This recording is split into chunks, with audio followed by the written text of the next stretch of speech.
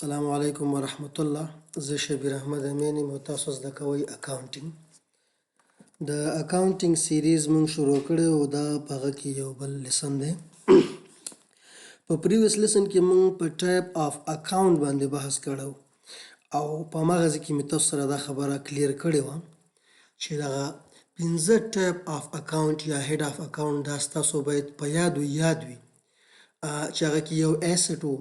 لایبیلیټي، کاپیټل، ریوینیو او ایکسپنس. نننی ټاپک زموږ دا رول آف ډیبټ اینډ کریډټ. په دې ټاپک باندې که تاسو پوه نه شئ نو په محاسبه کې یو قدم هم تاسو مخې ته نشئ تللی. البته دا نننی کوم زموږ لیسن چې دی دا ډېر زیات مهمه دی. مخکې له دې نه چې رول آف ډیبټ اینډ کریډټ باندې موږ بحث وکړو، اول باید تاسو دا وپېژنئ چې ډیبټ څه شی وایي او کریډټ څه شی وایي. ګورئ، ډیبټ او کریډټ بل هیڅ شی نه ده. ډیبټ موږ سره د ډیبټ چپ اړخ ته وایي او کریډټ ښي اړخ ته وایي. تاسو کولی شئ چې دغې نه سکرین شاټ واخلئ. دلته ما ګورئ لیکلي دي انکریز ان ایسټ از ډیبټ، decrease in asset is credit. همداسې د دې پنځو چې کوم ټایپ آف اکاونټ دي زه نه غواړم چې دا تاسو دا یو تکرار کړم، دا تاسو بیا ولولئ او یاد یې کړئ. زه تاسو سره خپل هغه شخصي تجربه شریکوم د دې لپاره چې دا ستاسو ډېر ښه شکل سره یاد شي او بیا هم د هیره ونه وځي. نو دا تاسو البته په دوو ګروپونو ما ویشلی چې ګوره یو ګروپ ته دلته اوله دویم دې ته ما یو کلر هم ورکړی دی چې کله انکریز ان ایسټ او انکریز ان ایکسپنس، چې کله په ایسټ او ایکسپنس کې انکریز شي نو دا ډیبټ کیږي، او برعکس چې کله موږ سره دا درې نور اکاونټ دي هغه لایبیلیټي، دا کاپیټل دی، ریوینیو دی، دې کې چې کله انکریز وشي نو دا بیا کریډټ کیږي. نو یو اړخ چې تاسو زده کوئ بل اړخ خپله بیا ستاسو په یاد پاتې کیږي. نو خلاصه دا شو چې انکریز ان ایسټ او که په ایکسپنس او ایسټ کې انکریز راشي ډیبټ کیږي او که ډیکریز راشي کریډټ کیږي، او دا درې اکاونټ دا هغه برعکس دی. ښه، نو راځو اوس دغې خبرې ته راځو چې موږ دا ډیبټ او کریډټ دا دی څه شی. خو د دې نه مخکې ګوره موږ هلته په پریویس لیسن کې دا خبره کړې وه چې د محاسبې مساوات یا اکاونټینګ اکویشن دا باید ایسټ موږ سره همیش مساوي د لایبیلیټي او پلس اونر اکویټي سره وي. ایسټ باید موږ سره همیش مساوي د لایبیلیټي پلس اونر اکویټي سره وي. څه مطلب ګوره، فرض کوو که په بزنس کې موږ سره د 100 افغانو په اندازه موږ سره ایسټ وي یا موږ سره نقدي روپۍ وي یا څه بل اکویپمنټ اموال او اجناس وي. زه دا ارقام دلته کم ځکه ورکوم تر څو ستاسو ذهن یې ښه واخلي. نو ګوره د دې 100 افغانۍ چې کله دا په بزنس کې شته دی نو د دې دپاره باید سورس معلوم وي که نه. د دې دوه سورس دي، درېیم سورس یې نشته دی. یا به د کاروبار مالک خپله به انویسټمنټ کړي وي او پیسې به یې راوړي وي، او یا به یې چا نه قرضې کړي وي. چې کله د کاروبار مالک خپله پیسې راوړي نو دغې ته اونر اکویټي آر کاپیټل وي، او چې کله یې چا نه قرض کړي نو هغه ته لایبیلیټي وي. د اونر اکویټي دغې ته انټرنل کلیم هم وي او لایبیلیټي ته ایکسټرنل کلیم هم وي. نو چې اوس ګوره دلته دغه 100 افغانو باندې د چا کلیم دی، دې دواړو کې بیا د یو چا کلیم خو به پې خامخا وي که نه. موږ وایو چې دا کاروبار مالک دا 100 افغانۍ بزنس ته راوړي دي نو دغه 100 افغانو باندې کلیم د چا دی؟ د اونر دی. نو موږ وایو چې اونر اکویټي کالم لاندې دا موږ ریکارډ کړل.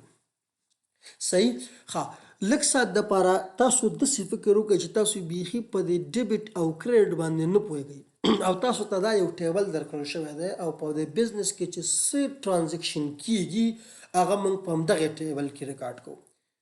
که هغه موږ سره د ایسټ ریلیټډ ټرانزیکشن دی، که هغه د ایکسپنس ریلیټډ ټرانزیکشن دی، که هغه د ریوینیو دی. ښه، خو څنګه به کوو ګوره، که په بزنس کې موږ سره ایسټ ډیریږي هم یې موږ د دې ایسټ په کالم کې لیکو، که کمیږي هم یې د دې ایسټ په کالم کې لیکو، خو منفي علامه. چې کله موږ سره کمیږي هغه سره به موږ منفي علامه ږدو. همداراځې لایبیلیټي او اونر اکویټي په همدې شکل سره. اوس ګوره دلته بیا موږ وایو چې بزنس کې 200 افغانو په اندازه کیش راوړل شو، اضافه وشوه.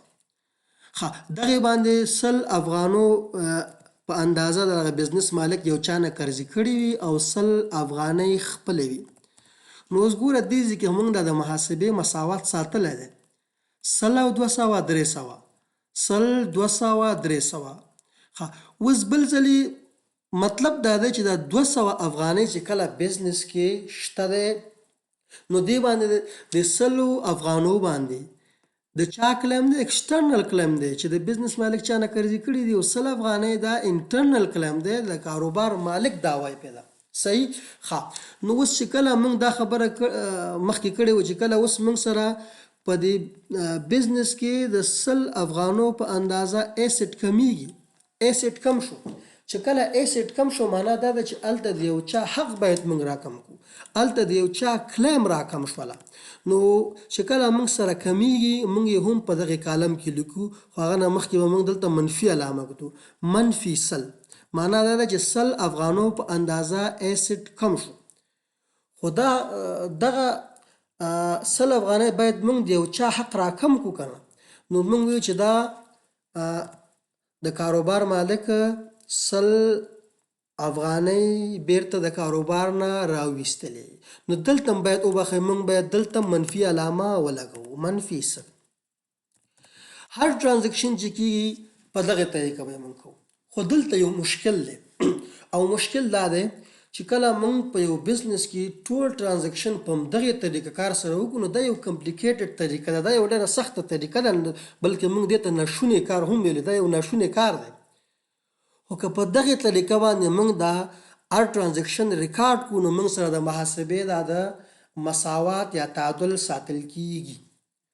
خو د دې دپاره چې کار هم اسانه شي د محاسبې هغه تعادل هم وساتلی شي نو د دې دپاره د همدغې نه یو رولز جوړ شوی دی او دغه لوکل پیشاولي دا نوم کې اکثره ځکه دا خلک یې مختلف شکل سره پرونس کوي، هغوی دغه رولز جوړ کړی دی. نو دا رولز د همدغې نه جوړ شوي دي او چې کله په دغې رولز باندې موږ پوه شو او په دغې طریقه کار سره په همدې رولز باندې پوه شو او موږ ټرانزیکشن ریکارډ کوو نو د محاسبې تعادل موږ سره خپله ساتل کیږي. دا رول څنګه جوړ شوي دی؟ ګوره موږ دلته دا خبره وکړه چې کله په ایسټ کالم کې معنا دا ده چې د محاسبې د دې مساواتو نه چپ اړخ کې که یو شی موږ سره ډیریږي وبخښئ ایسټ موږ سره ډیریږي او که کمیږي په همدغې کالم کې به موږ ریکارډ کوو. نو موږ